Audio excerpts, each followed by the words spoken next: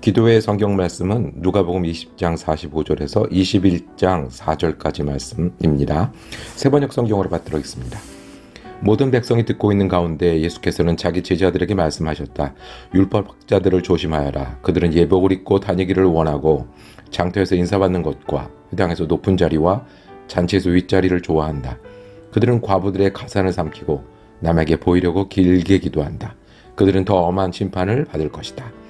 예수께서 눈을 들어 부자들이 헌금꾀에 헌금 넣는 것을 보시고 또 어떤 가난한 과부가 거기에 랩돈 2잎을 넣는 것을 보셨다. 그래서 예수께서는 말씀하셨다. 내가 진정으로 너에게 말한다.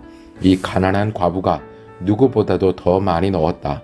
저 사람들은 다 넉넉한 가운데서 자기들의 헌금을 넣었지만 이 과부는 구차한 가운데서 가지고 있는 생활비 전부를 털어 넣었다.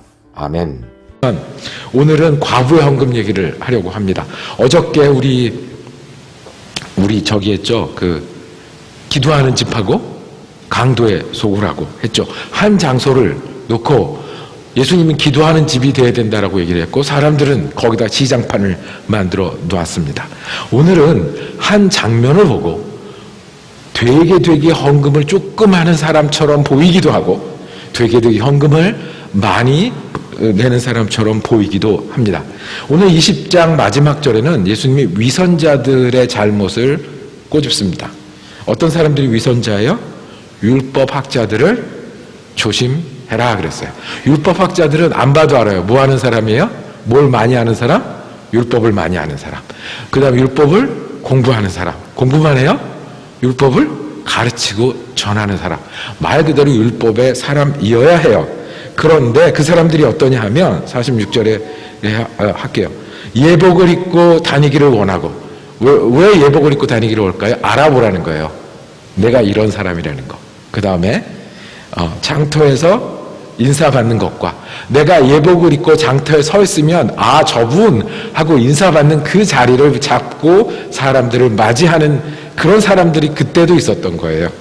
지금도 내 빈석 아니면 안 앉겠다 하는 사람들 있죠.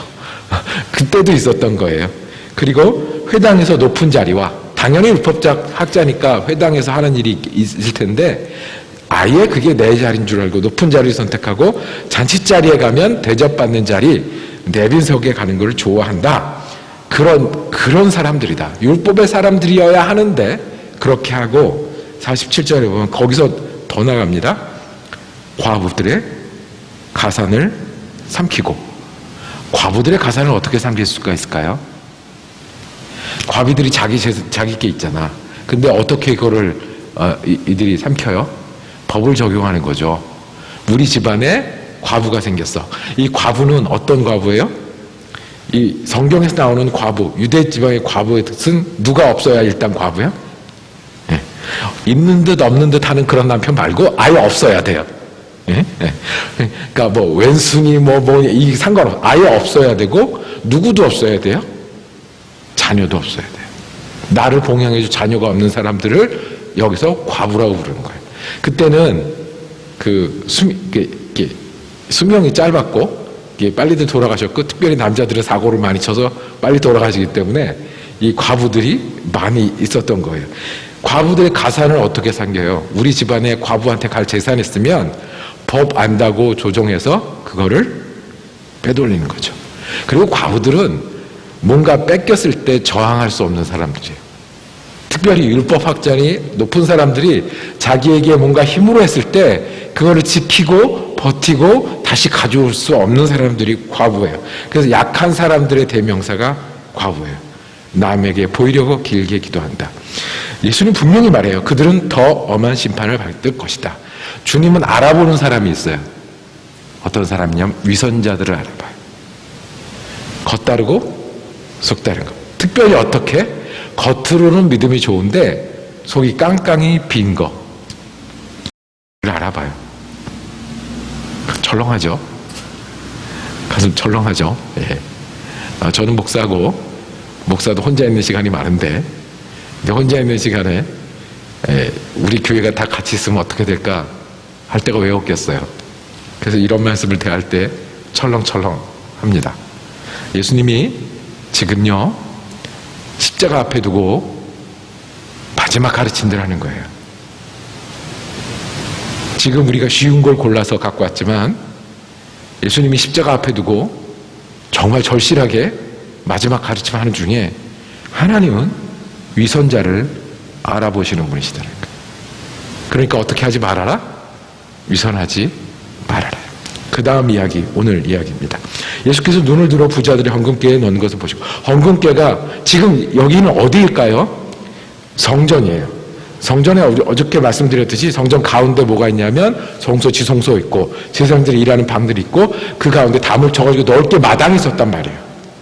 그리고 여기 와서 기도도 하고 여기 와서 공부도 하고 이렇게 하는 넓은 마당이 있는데 거기인 거예요. 그 넓은 마당에는 성전을 둘러싸고 몇 군데 연보궤가 있었어요. 제가 공부를 했는데 까먹었어요. 3개인가 4개인가 있었어요. 그 연보궤의 성전, 돈을 내면 이거는 어디로 갈까요? 성전을 수리하는 데 가요. 매 공사를 해야 되잖아요. 그러니까 6월절이나 이런 때 그 사람들이 와서 여기다 헌금을 내면 그거를 가지고 성전을 수리하고 담도 고치고 이렇게 하는 일들을 해요. 그 헌금궤예요. 그러니까 예수님이 사람들을 데리고 마지막 가르침을 하는 그 중인 거잖아요. 예수님도 절실했고 사람들도 긴장감들이 있었을 거예요. 그런데 눈에 뭐가 보였냐 하면 헌금을 넣는 사람들이 보였어요. 부자들이 헌금을 넣었어요. 부자인 줄 알아볼 수 있었다는 거예요. 아, 저 사람은 부자구나. 저 사람들은 많이 넣는구나. 그 다음에 누가 왔어요? 가난한 과부가 렙돈 2닙을 넣는 걸 보셨어요. 렙돈 2닙은 그 가장 작은 동전이에요. 그래서 헌금을 하려면 최소 단위가 어디에 되냐면 렙돈 2닙이에요. 그러니까 우리로 말하면 지폐로 헌금을 하려면 1달러가 최소 단위잖아요. 그런 거예요. 그래서 근데 예수님께서 말씀하셨는데 예수님은 왜 칭찬하셨어요? 진정으로 너에게 말한다. 이 가난한 과부가 누구보다 더 많이 넣었다. 왜냐하면 저 사람들은 넉넉한 가운데 자기들의 헌금을 넣었지만 이 과부는 구차한 가운데 가지고 있는 생활비 전부를 털어 넣었다라고 말씀을 합니다. 헌금을 많이 내는 게 잘하는 걸까요? 조금 내는 게 잘하는 걸까요? 상식적으로는 많이 내는 게 잘하는 겁니다. 내가 가지고 있는 것에서 많이 드는 게 잘하는 겁니다. 그 상식을 예수님이 뒤집어 엎으셨어요. 왜냐하면 예수님은 무엇까지 헤아리시는 분이세요? 과부의 형편을 헤아리시는 분이세요. 믿으시나요? 무엇까지 헤아리시는 분이세요? 과부의 마음까지 헤아리시는 분이세요. 믿으시나요? 무엇까지 헤아리시는 분이세요? 과부가 넣는 이 작은 돈의 가치까지 헤아리시는 분이세요. 믿으시나요? 그래서 우리가 예수님 참 좋아하잖아요. 과부처럼 조금 넣어도 더 크게 부자들이 헌금한 거는 뭐 부자니까 많이 내는 거 참 잘하는 일이에요. 다 알아요. 그런데 예수님 꼭 집어서 칭찬하신 거 과부예요. 이 말씀은 우리에게 복음이에요. 예수님이 그래서 우리를 구원하시고 그래서 우리를 어여삐 보시고 그래서 우리를 긍휼히 보셨어요. 이 말씀은 헌금을 어떻게 해라는 말씀이 아니라 아까 제가 11조 얘기했지만 그렇게 하라는 얘기가 아니고요. 예수님은 사정도 헤아리시고 마음도 헤아리시고 가치도 다시 보시는 예수님이다 라는 겁니다. 그러니 앞에 율법학자들이 무시하고 빼앗고 억압하던 그 과부가 하나님 나라에는 하나님이 보시기에는 귀한 일이라는 거예요. 자, 세 번째, 처음엔 위선자를 알아보시는 주님. 두 번째는 과부도 알아보시는 주님. 또 누구도 알아보실까요? 도둑노심보도 알아보는 겁니다. 뭐냐면 과부가 조금 헌금해도 칭찬받았으니 나는 조금 헌금해도 자랑스러운 거야. 예수님은 헌금을 많이 내라고 안 하셨으니 나는 요만큼만 드려도 뭐야 할 일을 다 하는 거야. 정의롭고 그리고 헌금을 내라고 하는 사람이 잘못된 거고 또 헌금을 많이 낸다고 얘기하는 사람이 저기 한 거예요. 예수님이 칭찬하신 것은 헌금을 많이 내고 작게 내고가 아니었어요. 무엇을 칭찬하셨어요? 다시 가볼까요?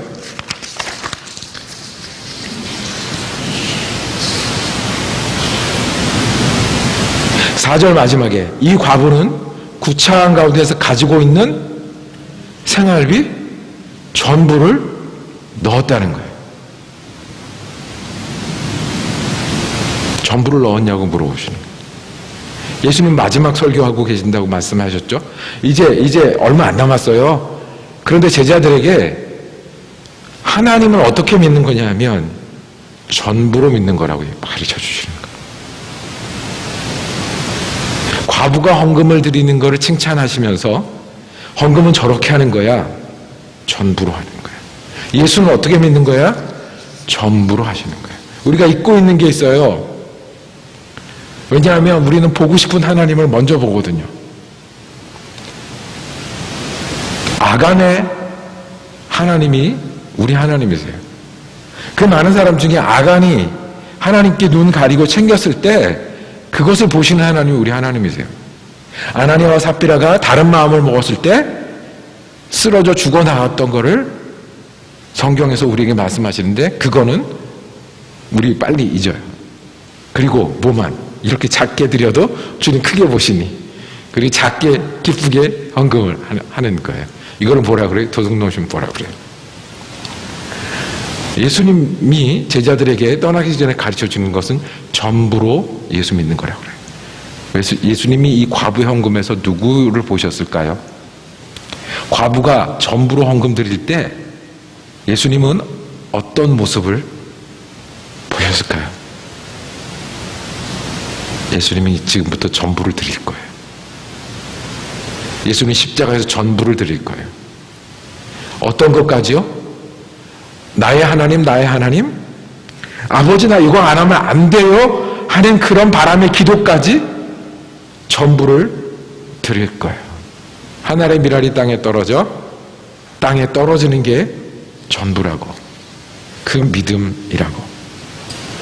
예수님 믿는 믿음, 우리가 특별히 고난주간에 예수님이 이 과부의 작은 헌금을 칭찬하신 거 전부를 드려서, 그리고 곧 예수님은 어떻게 하실 거예요? 자기 전부를 드릴 거예요. 예수를 믿는 거는, 예수를 따르는 거는 헌금을 많이 하고 작게 하는 데 있지 않아요. 우리 그 정도는 알아요. 그런데 예수 믿는 것은 적당히가 힘든 거예요. 약을 먹을 때 2알을 먹어야 되는데 1알만 먹으면 약효는 없고 내성만 생기죠. 도둑놈심법만 늘어가는. 네. 전부를 드리는 게 믿음이에요. 주님은 먼저 전부를 드리셨어요. 그리고 우리에게 믿음으로 전부를 드리시길 원해요. 그리고 그 전부를 드리면, 내가 원하는 것에 전부를 드리면 주님은 우리에게 주실 만한 전부를 주시는 주님이세요. 예수님이 자기의 몸과 피를 다 드리셨을 때 하나님이 우리에게 주시고 싶은 구원을 주셨어요. 마찬가지로 우리가 그것이 두 동전이 됐든 아니면 그것이 내 바람이 됐든 내 시간이 되었든 내가 핑계가 있고 어려움이 있고 사정도 있고 주님 다 헤아리신다니까요. 주님 다 아신다니까요. 주님 다 보신다니까요. 하시니까 내가 드릴 수 있는 전부를 드릴 때, 내가 원하는 전부를 모아서 드릴 때 주님은 주님이 우리에게 주시기 원하시는 전부를 우리에게 주실 줄로 믿습니다. 이것이 십자가를 지기시기 전에 이 십자가가 어떤 의미인지 제자들에게 가르쳐 주시는 거예요. 우리 먼저 그 나라와 그 의를 구하라 찬양하실 거예요. 먼저 그 나라와 그 의를 구하는 찬양을 우리가 기도가 되기를 원합니다. 주님이 원하시는 것, 내 마음의 전부가 여기 있고 내 힘의 전부가 여기 있습니다. 그러면 우리에게 주님이 원하시는 것, 주님이 베풀어 주신 것, 때로는 우리가 힘든 길을 걷고 어려운 길을 가야 된다고 하면 그 길을 통해서 주님이 하고 싶은 일을 우리와 함께 하실 것을 믿는 믿음으로 먼저 그 나라와 2번 하고, 오늘 함께 기도하실 때는 딱 한 가지 기도할 겁니다. 주님, 내가 전부로 예수 믿는 사람 되게 해주세요. 내가 이거는 적당히 했습니다. 이거는 남겨놓고 있습니다. 이거는 붙들고 있습니다. 내가 예수님이 우리 앞서 그렇게 하셨는데 과부의 마음을 보시는 주님이 내 마음을 보셔도 괜찮습니다. 제 전부가 여기 있잖아요. 기도는 내가 가슴을 쏟아놓는 거라고 하면 주님, 내가 아파서 못하겠습니다. 힘들어서 못하겠습니다. 전부를 꺼내놓으니 도와주세요. 힘주세요. 라고 우리 전부를 가지고 예수를 믿는 사람 되게 해달라고 한번 기도하시겠습니다.